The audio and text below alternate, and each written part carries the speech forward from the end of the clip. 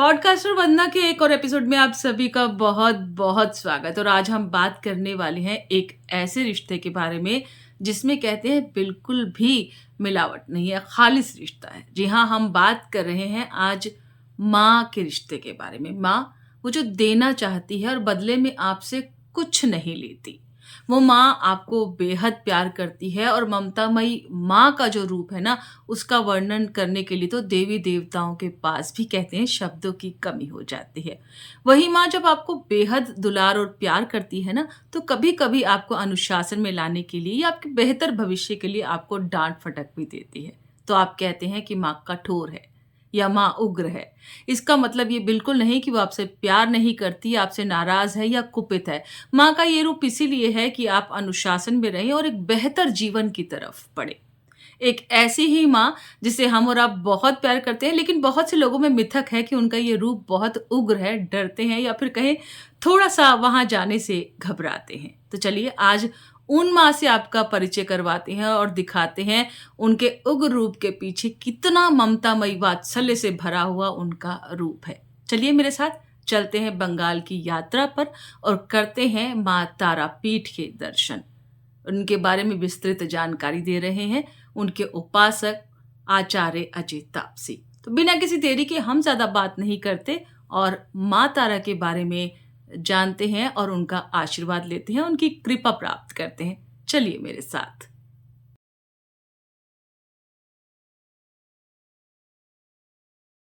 मेरा नाम आचार्य अजय तापसी है।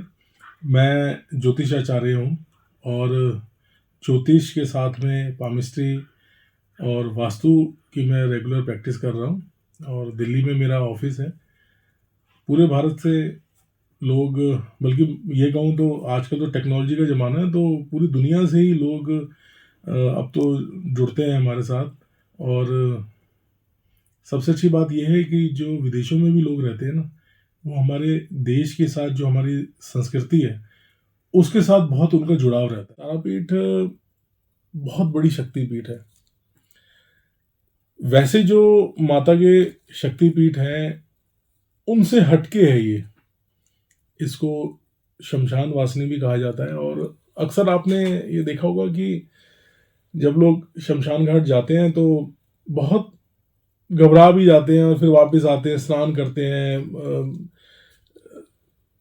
नीम की पत्तियों के जल से, गंगा जल से और हर तरह से मतलब अपने आप को शुद्ध करने की कोशिश करते हैं। लेकिन तारापीठ में आप शमशान के अंदर ही मंदिर है, वहीं पे आप भंडारा भी करते हैं, पीछे अंतिम संस्कार भी चल रहा होता है, आगे लोग अपना भंडारा भी कर रहे होते हैं। तो माता की एक ऐसी शक्ति है कि वहाँ किसी को कोई समस्या नहीं होती। अक्सर आप देखते हैं कि लोग कहते हैं कि जी हम वहाँ गए थे तो हमारे ऊपर कुछ हो गया, कुछ लग गया, कुछ जादू टोना हो गया, भूत प्रेत हमारे साथ जुड़ गए। तारापीठ में ऐसा कुछ नहीं होता। वो एक ऐसी शक्ति पीठ है जहाँ पर भूत प्रेत, जादू टोना सब खत्म हो जाता है। अगर किसी को भी ऐसा लगता है ना कि उसको कुछ समस्या है, कि कोई तंत्र मंत्र, ब्लैक मैजिक, इस तरह की कोई समस्या है, तो आप तारापीठ जाइए और वहाँ जाने के बाद आप देखेंगे कि बहुत सारी समस्याओं का आपके समाधान हो जाएगा। अब तारापीठ की जो कथा है, या ये कहें कि तारापीठ कैसे मतलब अस्तित्व में आई। अस्तित्व में तो खैर हमेशा से है, लेकिन कैसे जागृत हुई, तो उसके बारे में माना जाता है कि बाबा वामदेव थे, जो शक्ति के उपासक थे, माता के उपासक थे, शिव शक्ति के उपासक थे। उन्होंने अपने तप से, अपनी तपस्या से माता को कहा कि आप इस जगह पर अपना एक अंश कह लीजिए, या अपनी शक्ति का वास उस स्थान पर कर लीजिए। और उसके बाद से तारापीठ की शुरुआत होती है। और ये एक ऐसा शक्तिपीठ है, इसको काफ़ी लोग छोटी कामाख्या भी कहते हैं, क्योंकि तंत्र के लिए ये बहुत ही एक तरह से कहें तो बहुत ही अच्छी, या कहें तो सिद्ध जगह है। अगर आपको कोई तंत्र साधना करनी है या तंत्र में कुछ सिद्ध करना है तो ये बहुत ही सिद्ध जगह है तारापीठ। काफ़ी लोग सोचेंगे तारापीठ ये है कहाँ, काफ़ी लोगों को नाम भी नहीं पता होंगे।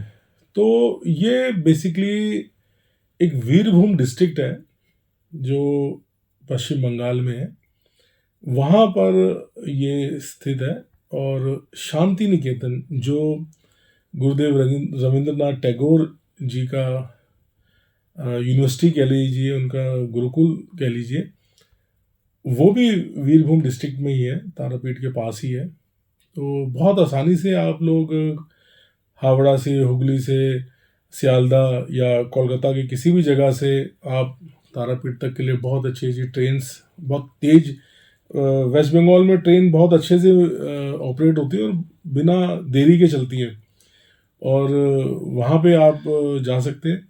वर्धमान एक बड़ा जंक्शन है, दिल्ली से हावड़ा के बीच जाते हैं, तो वहाँ से तारापीठ के लिए जो असम की तरफ रेलवे लाइन जाती है उस पे ये जगह आता है, और रामपुर हाट के नाम से वो स्टेशन है जहाँ पे आपको ये उतरना होता है तारापीठ के लिए। और माता का जो शक्ति रूप है, माता के बहुत सारे रूप हैं, आप सभी को पता होंगे।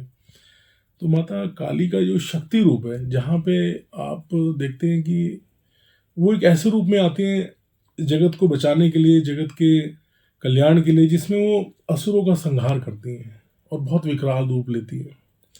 दुर्गा सप्तशती में एक कथा आती है कि जब रक्तबीज नामक दैत्य आया और उसने पूरी तरह से जितने भी जो देवताओं की सेना थी या मातृगण थे, उन सबको जब त्रास देना शुरू किया, तो उस समय माता ने फिर ये रूप लिया, माता काली का। और क्योंकि रक्तबीज की एक बड़ी खास बात थी, उसको एक वरदान था कि उसके रक्त का एक बूंद जैसे ही धरती पे गिरेगा, ठीक वैसे ही बलवान वीर्यवान व्यक्ति या दैत्य पैदा हो जाएगा और वो लड़ने लगेगा। तो जैसे वो गिरते थे रक्त की बूंदें, वो फिर लड़ने लग जाता था, फिर वही समस्या, तो क्या करें। उस समय माता ने एक बड़ा विकराल रूप लिया और उस रक्तबीज दानव को उन्होंने अपने मुंह में समा लिया, उसका सारा रक्त भी उन्होंने पी लिया, उसको उन्होंने एक तरह से समाप्त कर दिया। और उसके बाद रक्तबीज का जब बीज धरती पे नहीं गिर रहा था, रक्त धरती पे नहीं गिर रहा, तो अगला दानव भी पैदा नहीं हो रहा था। तो दूर से देखने से ऐसा लगता है कि बहुत ही माता का शक्ति रूप है, बहुत विकराल रूप है, लेकिन बहुत प्यारा रूप है। एक ऐसा रूप है जो अपने भक्त के लिए, अपने बच्चे के लिए, अपने बालक के लिए कुछ भी करने को तैयार है। तो आप सच्चे दिल से जब आप जाते हैं तारापीठ या किसी भी शक्तिपीठ पे आप जाते हैं, तो आपकी जो भी मनोकामना होती है, जो भी इच्छा होती है, वो निश्चित पूरी होती है।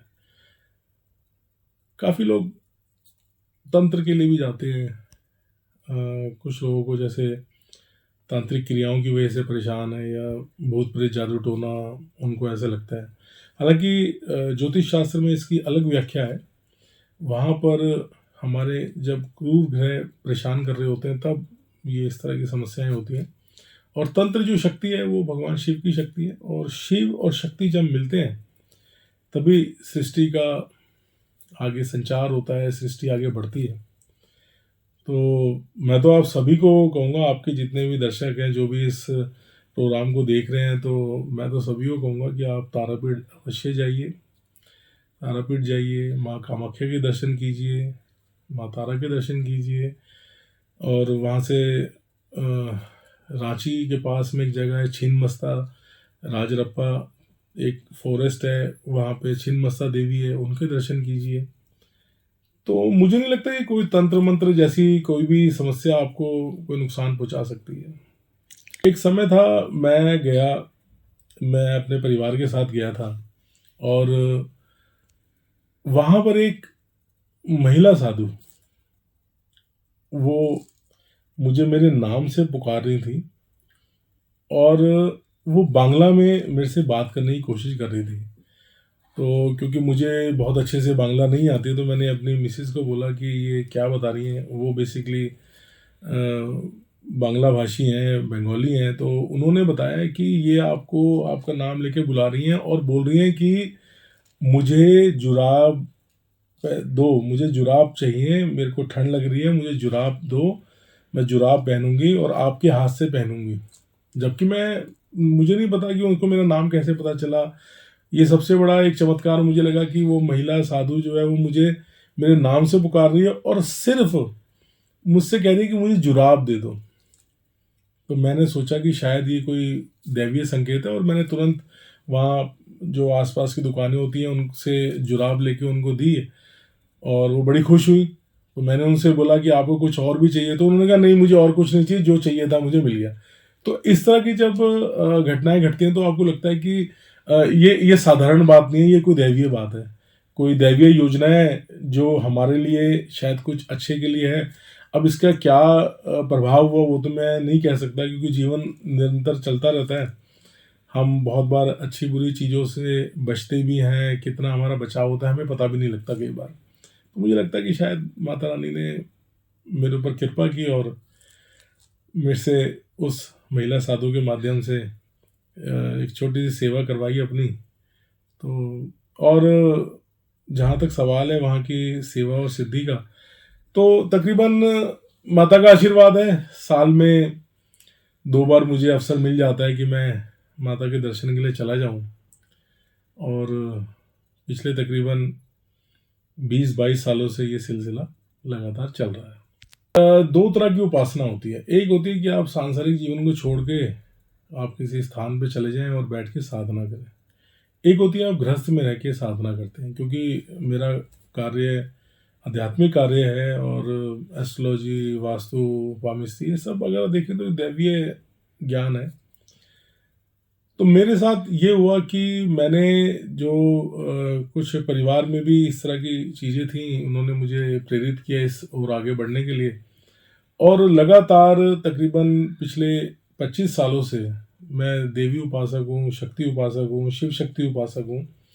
और वहाँ लगातार जाना आना, उनके दर्शन प्राप्त होने, यही मेरी साधना है। और ये साधना खास तौर से जब हम गुप्त नवरात्रे होते हैं तो उस टाइम पे करते हैं। इसके लिए जरूरी नहीं कि आप उस स्थान पर रहें, लेकिन उस स्थान के दर्शन करें, क्योंकि जितने भी शक्तिपीठ होते हैं वहाँ पे दर्शन होते हैं।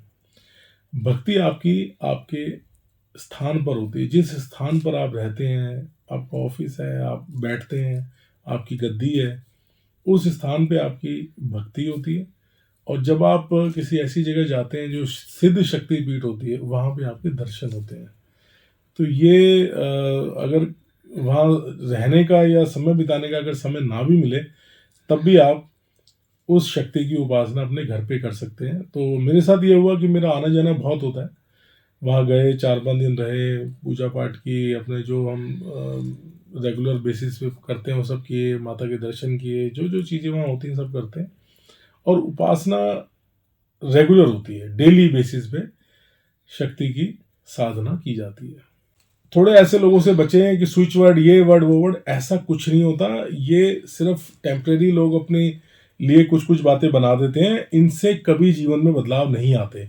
जीवन के बदलाव तभी आते हैं जब आपके जीवन के अंदर या तो आप जो आपका प्री डेस्टिन्ड सब कुछ लिखा गया है, पहले से जो लिखा हुआ है सब कुछ, उसको बदलने का अधिकार सिर्फ और सिर्फ भगवान के पास है।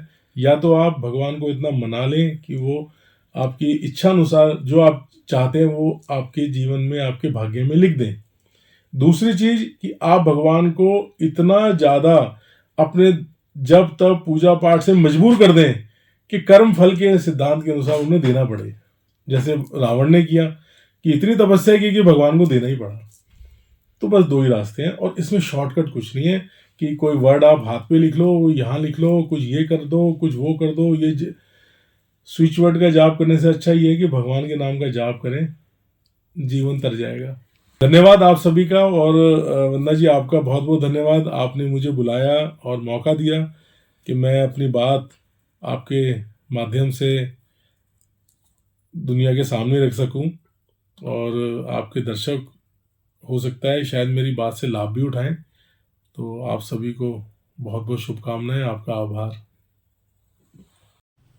तो यकीनन आज का पॉडकास्ट आपको बहुत पसंद आया होगा और आपके जो मिथक थे कुछ हद तक जो आपने लोगों से ही सुने हुए थे कि माँ तारा का उग्र रूप है और माँ तारा बहुत जल्दी कुपित हो जाती हैं। तो आपने आज जान भी लिया होगा कि उग्र रूप के पीछे का कारण क्या है और कितना वात्सल्य, कितना प्रेम, कितनी ममता भरी है माँ तारा में। क्योंकि वहाँ जो भी जाता है पूरी आस्था के साथ, यकीन मानिए निराश होकर तो कभी नहीं आता।